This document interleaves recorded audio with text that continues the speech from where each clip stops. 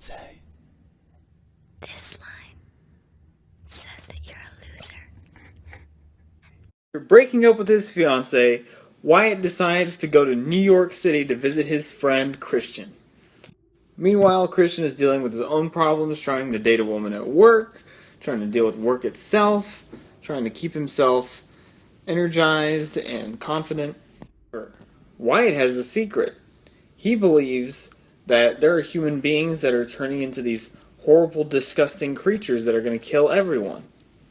But what he sees is confusing. He doesn't know what's what. He's seeing a psychiatrist. He's not sure if he's insane or if he's right. And that's kind of the surface level appeal of the movie, is watching this guy go through this crazy thing and you wondering, could this thing be real? So the movie is edited in a way where you're not sure if he's going crazy or if what he saw was real. And the movie does a real good job of keeping that a secret from you throughout. There's a certain way that the characters behave in this movie that is incredibly interesting. There's a duality to each of the three main performances. When Wyatt and Christian are talking to each other, what you're hearing them say is like, hey dude, what's up? Yeah, what's up, man? Like, normal conversation. There's so much in the way they say it and their behavior visually where you can tell there's something more going on here. These characters are not conveying themselves honestly to the world. This is how people with issues behave. They're not overt about their problems. They don't act like crazy people just all the time. They try to hide it. They try to act like they're fine, and it's something that the actors in this movie capture perfectly. And it's something that goes beyond people with issues. It goes to every single one of us. We don't put out our honest selves to society. We train ourselves with behavior that we think is pleasing to other people. And all of these actors captured that side of the movie so brilliantly.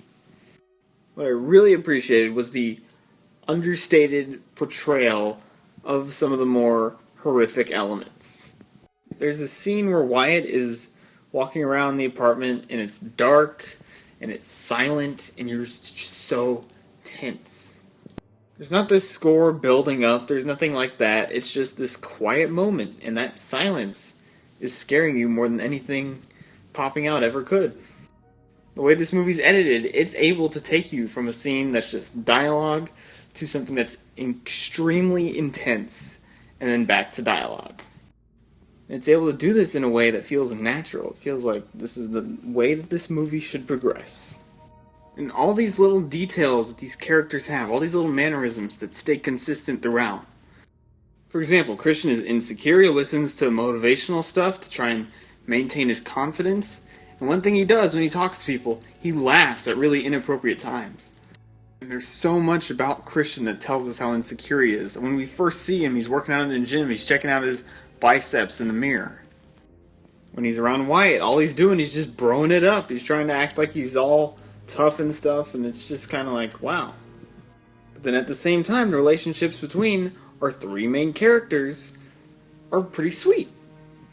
There's a nice little scene where Wyatt and Christian are just goofing around, having fun, and you're enjoying it.